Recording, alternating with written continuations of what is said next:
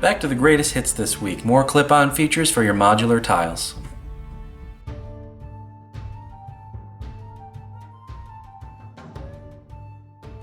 Let's start by making a cave-in. Cut 2 chipboard squares, 2 inches. Draw a sort of rough tunnel entrance on it, and cut that out, leaving about a centimeter of material at the bottoms. Then cut out a 2 by 1.5 inch rectangle of double corrugated cardboard, and hot glue the 2 frames to it, like this.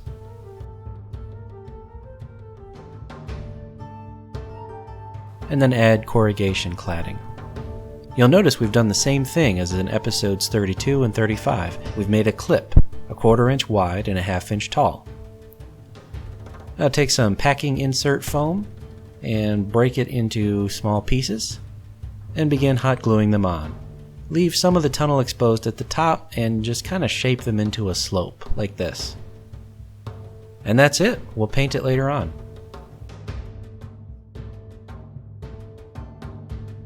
How about a font? Again, 2 2-inch squares of chipboard hot glued onto a rectangle of double corrugated. Then measure out a strip of chipboard that's 15 millimeters tall and 80 millimeters long. Pull it through your fingers to induce a natural curve to it. Draw and cut out a 2-inch diameter circle and cut it in half. Hot glue this half to the strip as you see here.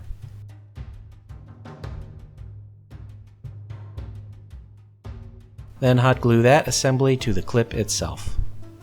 Make sure that there's hot glue sealing all the inner edges. Revisit it if you have to. Paint. Same as the first 5 episodes, make 'em match your dungeon. For me, that's base in black, sponge on medium gray, and sponge on light gray. Use a brush to stipple the places that the sponge can't quite get to.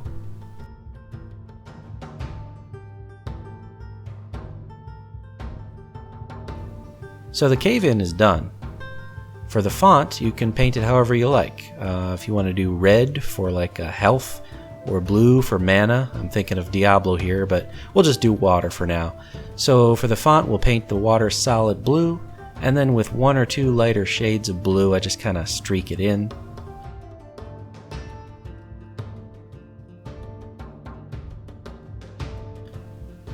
Then I mixed a bit of acrylic water, same stuff as from episode 44, and poured it in. This right here is why it was important to make sure that the hot glue was all sealed. Give that a couple days to cure, and after it's done, just hot glue something interesting to the wall.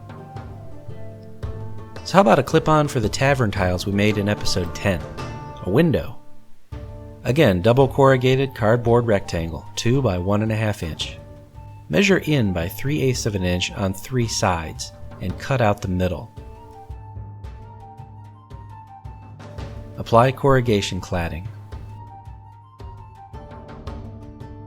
Then take some cross-stitching mesh, sometimes referred to as granny grating, and cut out a piece at a 45-degree angle, like this. And hot glue it in place. Then apply dark brown. Prepare some wood planks out of popsicle sticks, just as described back in episode 7. Chop them to length and hot glue them on, 2 inches across the top, 1 5/8 of an inch for the 2 vertical ones, and another 2-inch one going across the bottom. Once again, we've created a 1/4 inch wide, 1/2 inch tall clip.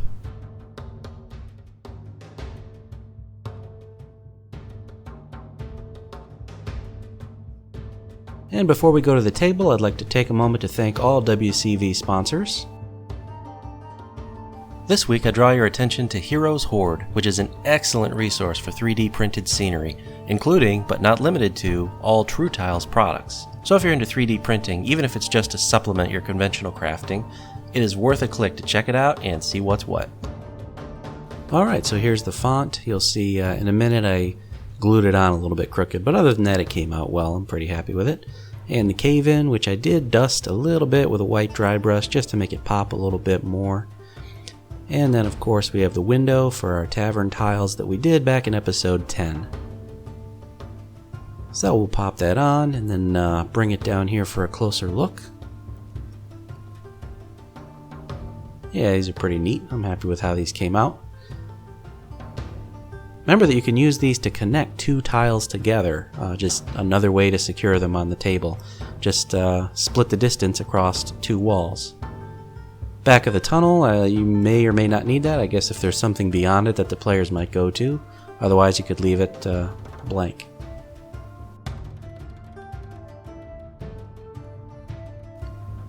I am Wyloch, thank you for joining me, and I'll see you next time.